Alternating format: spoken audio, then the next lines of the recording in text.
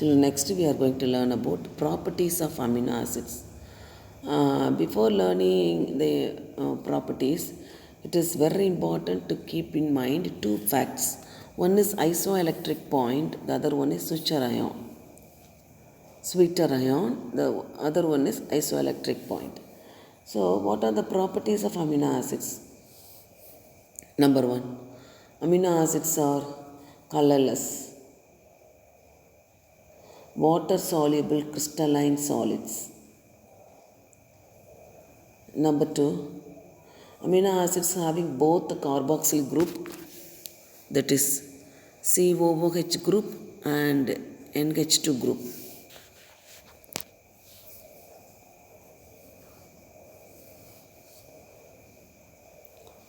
Since they have both carboxyl group and amino group, their properties differ from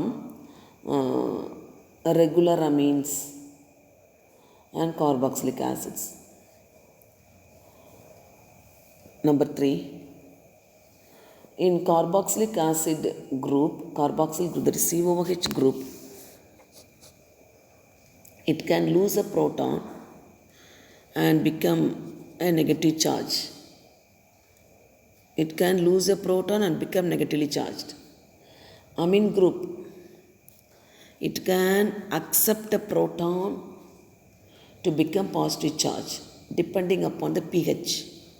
pH already I taught, pH is due to hydrogen ion concentration. So, at a particular pH, the net charge of amino acid is 0 or neutral. Neutral means no charge at a particular pH. That point is called as isoelectric point. At a particular pH value, net charge of amino acid is 0 or neutral.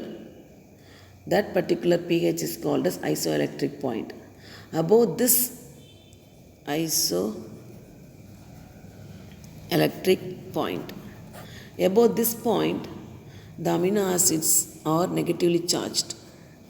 Below this point, amino acids are positively charged. So already I taught all the amino acids are optically active. Optically active means it is having a chiral carbon. Chiral carbon means carbon bonded to 4 different groups. Already I taught, except glycine. It is the only one which is optically inactive. Optically inactive.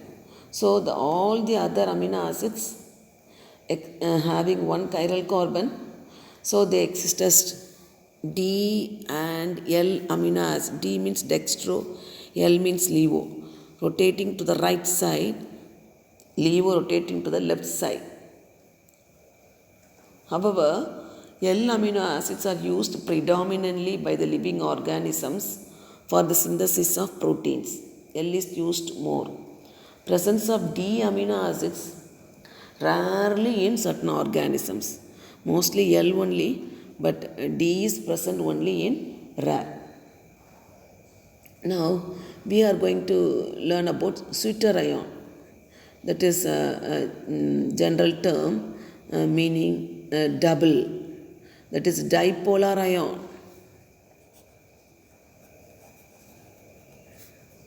Sweeter ion.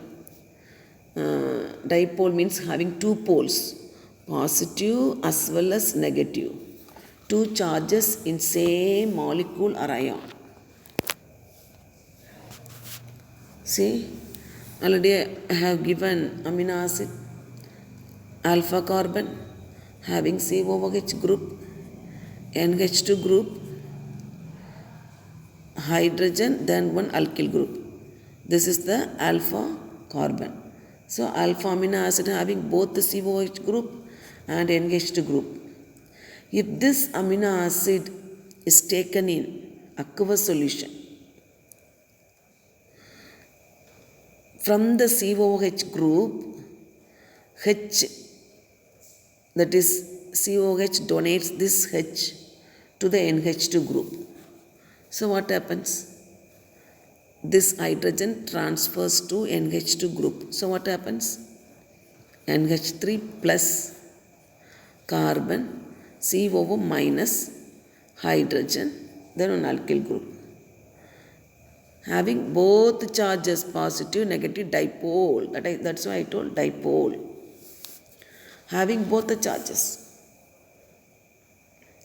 So net charge plus 1 minus 1 equal to 0.